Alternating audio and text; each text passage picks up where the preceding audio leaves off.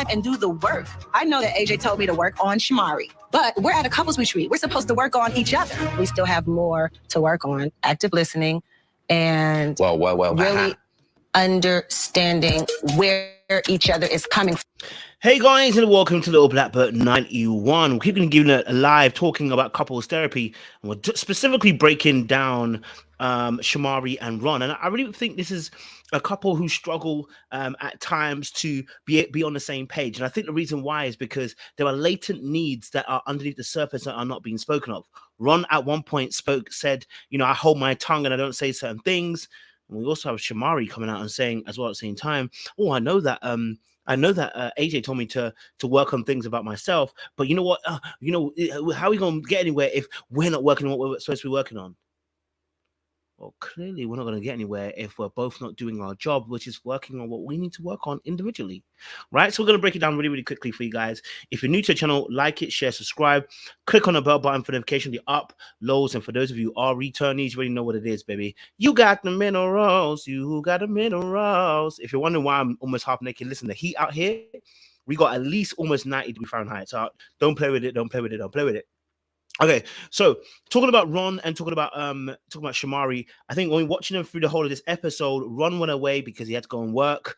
That was a big issue. The fact that he had to work and do Belle Biv DeVoe tour things whilst they were on this particular show, and it doesn't help that it's compounded by the fact that they had this happen also last year, where they had to also he had to also disappear for a little while as well. So it's doubly compounding, and it's making it feel like it's on purpose. It's probably making it feel like it's intentional. It's making it feel like maybe he doesn't care.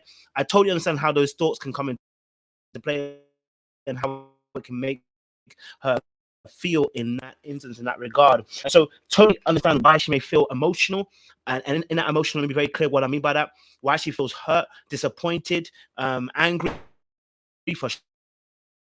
frustrated, why she may feel those actual sentiments and feelings. Close to what they happen on this particular episode, Ron comes a little bit later on. They have this detailed discussion. A point that I picked up on in the discussion is two things. One, him saying that, you know what, there are things that he holds his tongue about. And I was asking myself, Ben, why do you keep holding your tongue?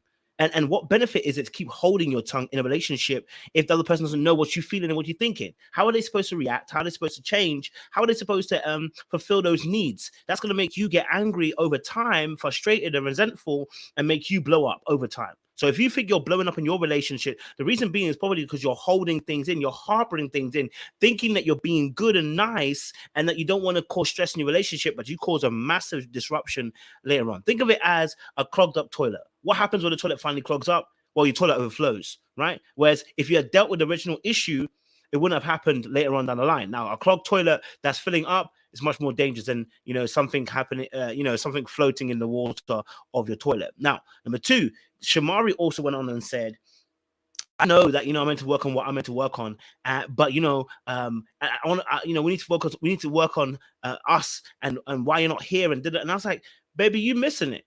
The reason why AJ telling you to focus on you is because when you work on you, you begin to impact the relationship based upon how you began to work.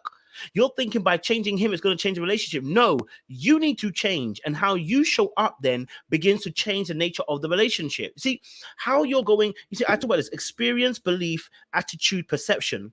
Oftentimes your perception of the situation is guided by your experience, which informs your belief, which informs your attitude, which probably enabled how you acted in that scenario because it was based upon what you perceived about that situation.